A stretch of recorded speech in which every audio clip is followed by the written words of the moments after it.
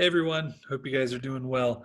Um, I've been trying to record these kind of intros and I totally forgot to do that this week. So you're going to walk around with me while I turn the lights off before I go to bed because it's late and I need to do this and get this video posted tomorrow. So there you go. But this week we read A Lamb to the Slaughter. It's a great short story. It's one of my favorites. I've never taught it before. I've never done it in class, though I would like to. The last school I was at, the teacher, the grade above me, taught it, so I wasn't able to. So I'm kind of excited to now. Um, it's a great story. It's an unexpectedly good story. I think if I told you guys that you were going to read a reading written in the 1950s about a 1950s housewife by the same guy who wrote Charlie and the Chocolate Factory, I think a lot of you would be not excited to do that, but I think it takes you somewhere unexpected. And I think one of the most important parts of the story is perspective. So, what is the wife in the story going through, and how does she kind of evolve as the story goes on? And when I think of perspective and understanding people's perspectives, I think of the guy that we talked to this week. His name is Andy Burnett, and honestly, he owes me nothing. We don't communicate nearly as often as we should. I think he said when we wrapped up, let's not make it 15 years to talk again. It's probably been about that long. So Andy was kind enough to Zoom with me for you out of the kindness of his own heart, which is awesome. So thank you, Andy.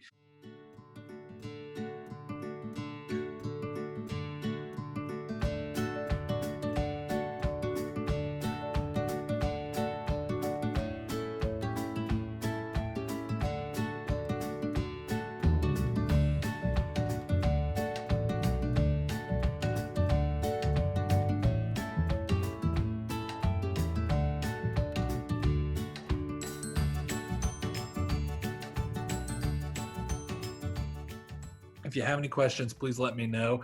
The questions are in the video again, so you'll have just one actually to respond to this time. But please do watch the whole video. It goes over a lot about the reading. And as I looked at your discussion boards the last couple of days, some of the questions that you had or some of the things that you said we cover. So there'd be a real benefit to watching the whole video. It's not a bad way to spend a Thursday anyway. So, but thank you, Andy, for coming on. Thank you guys for watching the video. Thanks to my grandpa for picking up the phone. And geez, I think that's everything. I miss you guys. And here in just a moment, I'll pick up with me and Andy. And he was kind of remarking about my poofy hair. So I think that's where you join us. Thanks, guys.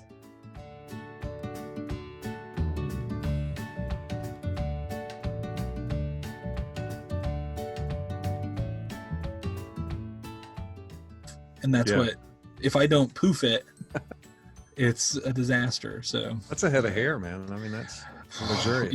Yeah. It's there's plenty to go around here.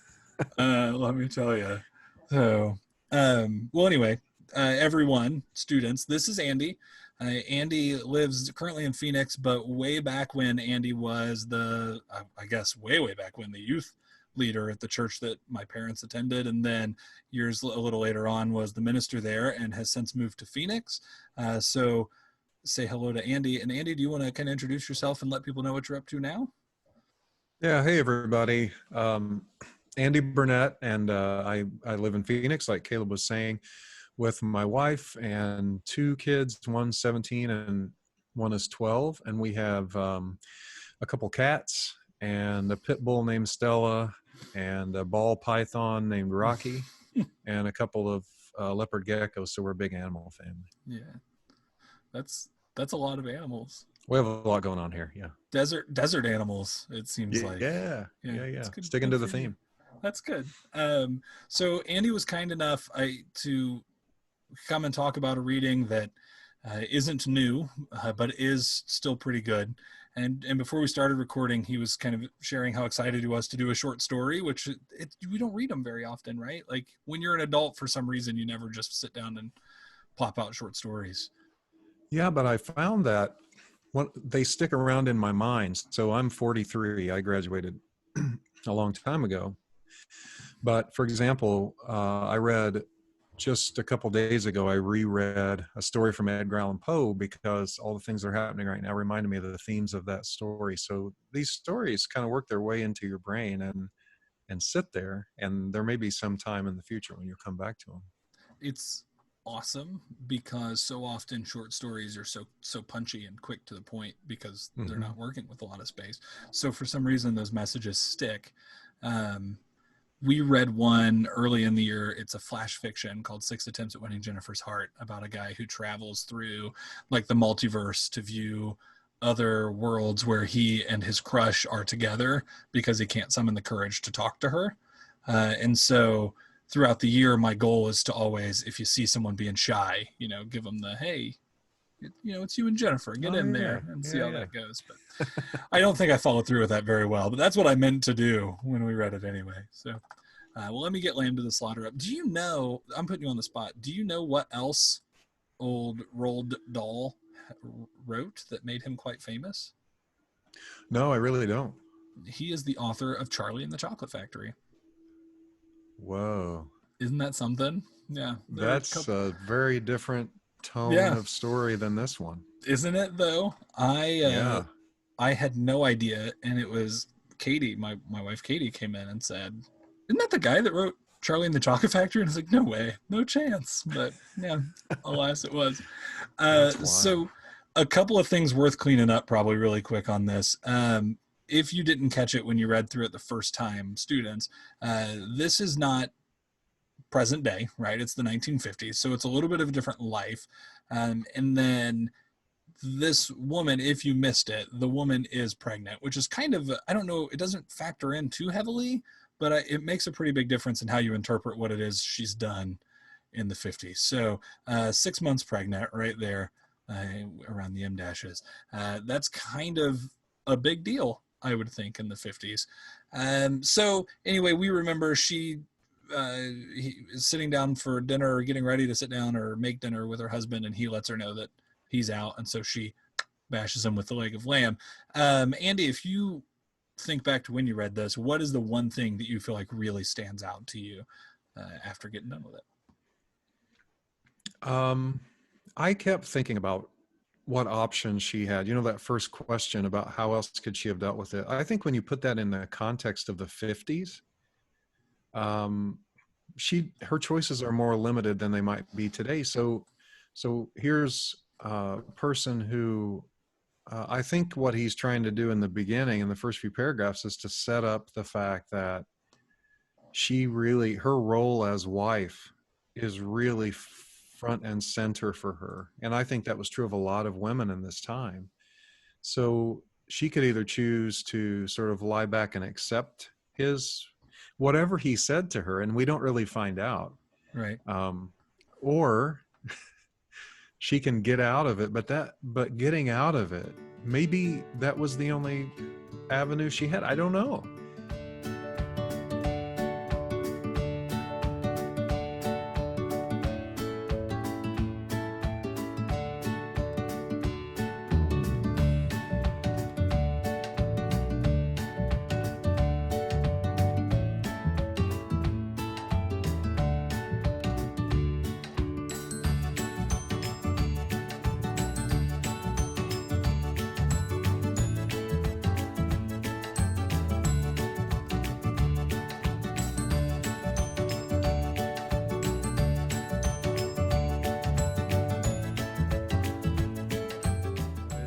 I would like to think she could have solved it in a little more creative way. Yeah.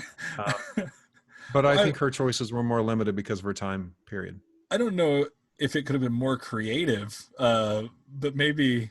That's true. Yeah, leg of lamb to the back of the head is pretty Yeah, creative. that's pretty good. Yeah, it is. When you think now, it's easy to say like, well, if he wants to leave, he can leave, or she can do that. She can be alone and or whatever. But in the 50s, it was really, I don't know what you would have done. I mean, you're 6 months pregnant. There's probably not going to be another guy easy to find who would be okay with coming into that situation. Uh, I yeah, there are some limited options, and like you said, we don't actually know. This is where that that comes in. The only thing that we see is he told her and it only took 4 or 5 minutes, which I feel like is longer than I would have expected, actually. The word only. Right. I wonder how much detail he's going into, and what exactly has happened for it to take 4 or 5 minutes. I just, reading this, knowing she's pregnant, the first thing my wife said when she read it was, wow, those are some pregnancy hormones, which I thought was funny.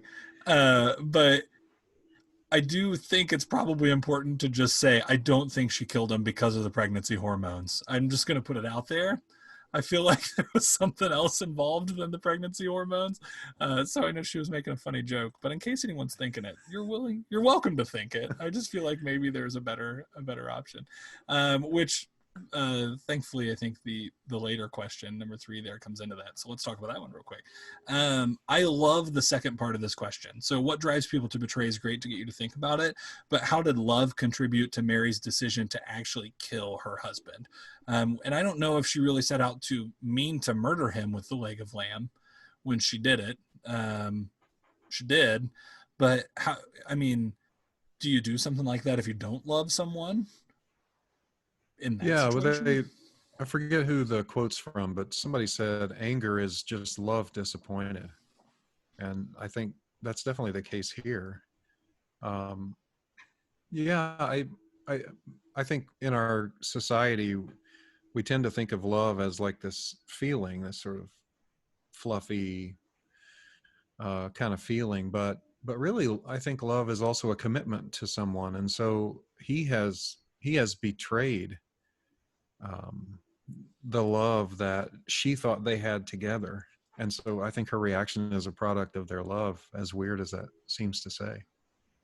I think that strong emotion is probably the key to what went on for her. She felt very angry, like you said, angry love. That's a Yeah, good and quote. also when you when you have a crisis in your life, it's hard to really understand it unless it's happened to you. But when you have a big tragedy, there is this moment where your life is going on as normal, and like her, she was, she got him a drink, they sat down like they always did, she thought life was going on as normal. This was the night they were going out to dinner. Slowly she begins to see that things aren't normal the way she thought, and then there's this moment where like she realizes this is a pivot point where life is never going to be the same. And he talks about her like feeling like she's fading away from him as he's talking. I Yeah. found that really powerful because I've been in that place where you're getting news, sitting watching TV, and you're getting news that's going to change your life. And I just think that's a very human experience. I, And yeah, I think he does such a good job of giving you a really good insight into where she's at. And it, like you said, if you've experienced a tragedy or just gotten really bad news, you mhm. can kind of relate to, and the idea she's walking across the room, but she couldn't feel her feet touching the floor. Like there's a complete detachment from everything. And how she felt in that moment is so well written because as everything starts to go, she's getting up, she's automatically going to get the food, and he's getting agitated because she's just getting the food, and he's clearly looking for something out of her, like he needs her to react somehow so that he can move along. But by the point that she actually kills him, it's just this sentence. It's one sentence dedicated to the murder. Yeah.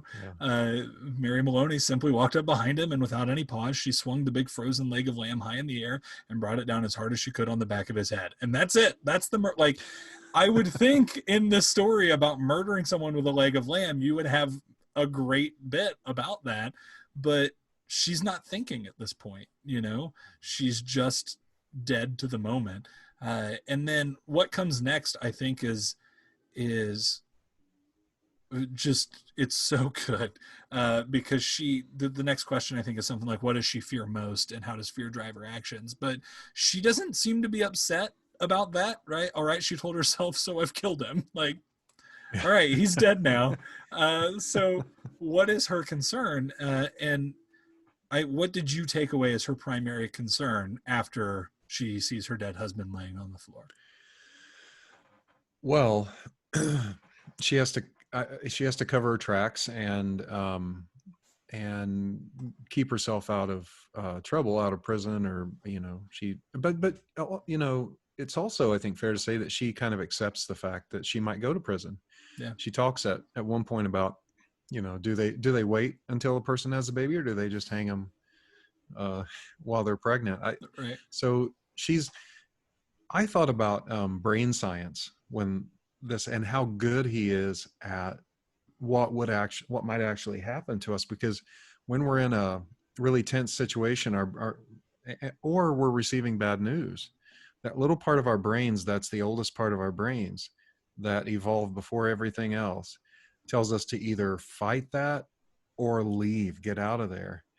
And she has this quick reaction that's fight. She comes back and fights, and then it says her mind became clear all of a sudden, and now she's going through the options that she has, and she goes to the store and she creates her alibi, and then she comes back and cooks the leg of lamb. So I certainly staying out of prison, staying alive, motivated her, and I think that might have been the greatest motivation.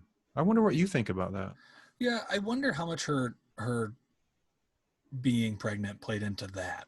I don't think her being pregnant played into killing him like Katie joked about, but I do think her being pregnant played into her actions afterwards, right? Like you said, she's concerned about what happens to the baby. Like, are they going to kill me? Is the baby going to be born first? And what is it? Do they kill them both, mother and child? And Hmm. wait until the 10th month. What do they do?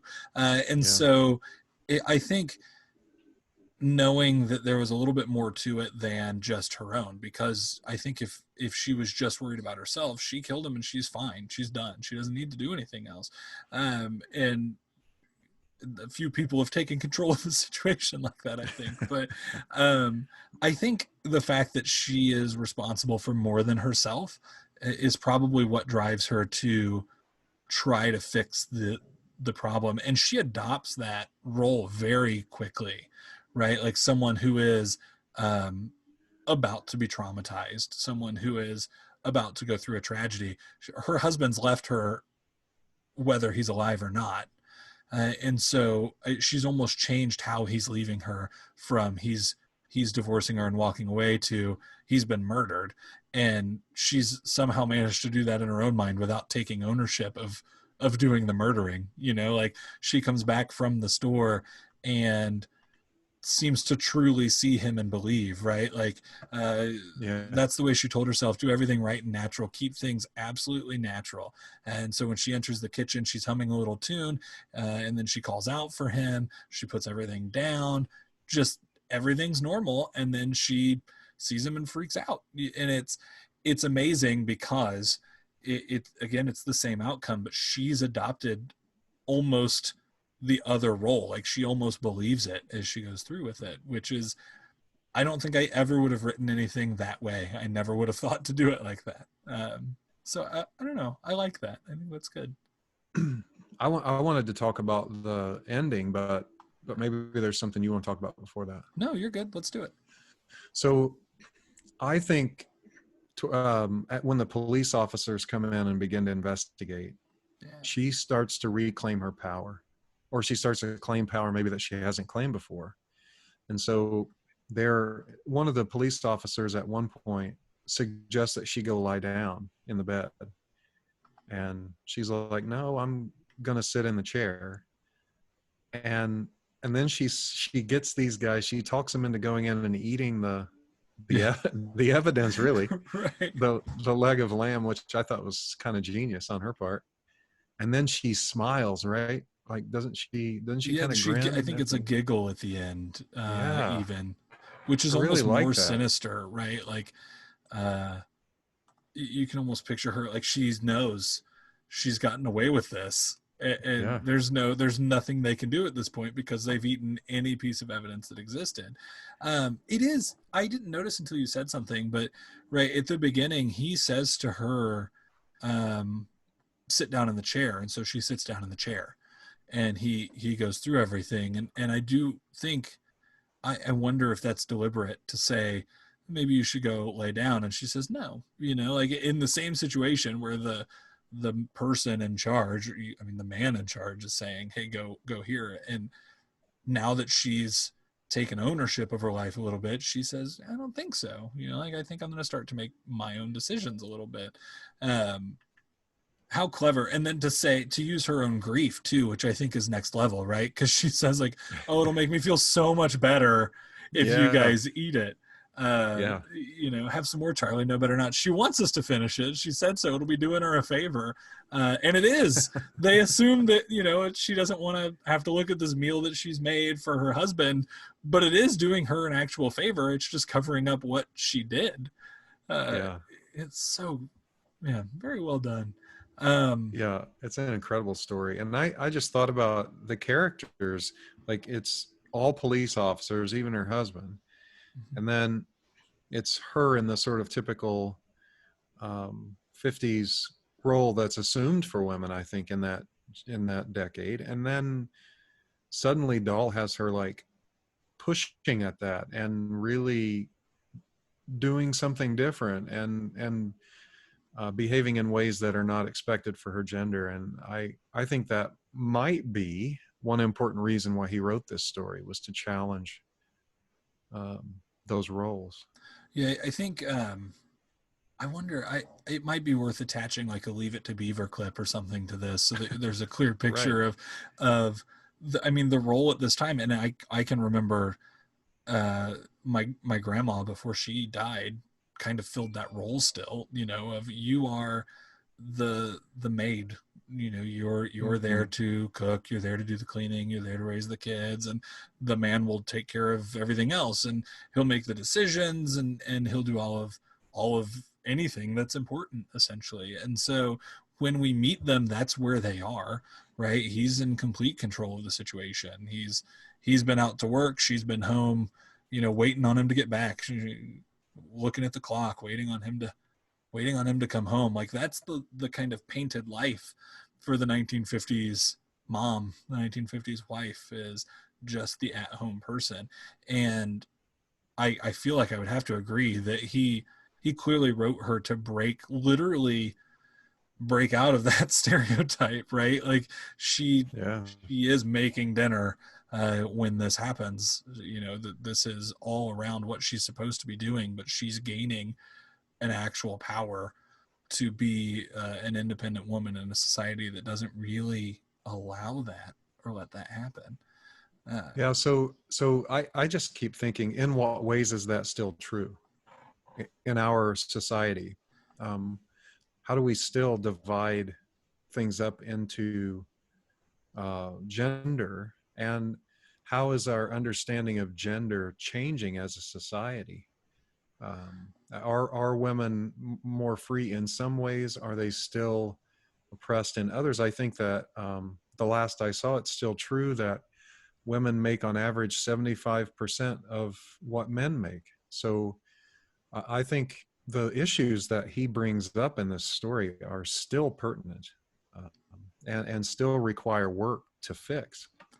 yeah, I mean, Katie, being from an entirely different culture, has had some interesting moments in regards to how our marriage works and the dynamic of our marriage. But when we got married, one of her relatives came to me and said, for a successful marriage, the husband, needs to be a good, stern manager of the household.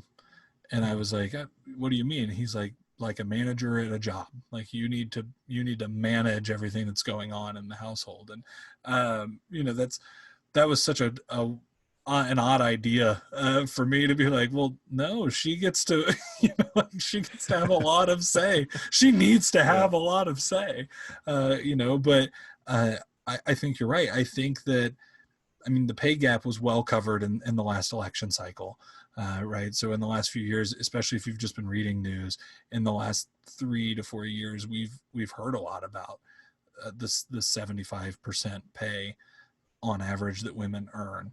And I think there's kind of a weird thing now where as women are able to gain more independence and have gained more independence in the last 100 years, that now there seems to be a resentment that exists in some circles for that, right? So a lot of those jokes about like, um, hey, go make me a sandwich, like, why are women's feet smaller to be closer to the sink? Like, these are jokes I've heard in the last 5 years, and Mm. it's instead of having a role, there's almost like a resentment that we've lost the role.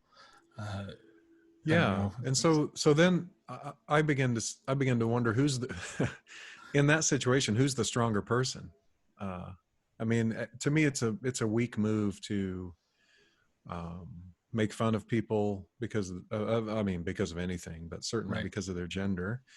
And it's almost like there's a there's a generation of men, and I don't know that it's generational necessarily, but there are men who want to hang on to that role, and just by their clinging to that, I feel like they're sort of revealing a weakness. Yeah. That they're very vulnerable, they're very sort of scared and afraid, and that's when people lash out. And it just I see her husband as weak too in the story. Hmm. I don't know what he did, or I think the upshot is that he was leaving her, but I don't know why that is. But Right. he whatever he found something that he sort of was willing to ditch his commitment to her for, and that's to me that's a position of weakness, not of strength.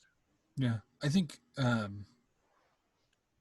I would agree 100%. The easy thing to do in this situation is to walk out of that commitment, right? So if you find yourself unhappy with where you're at, the easy thing to do is to cut and run.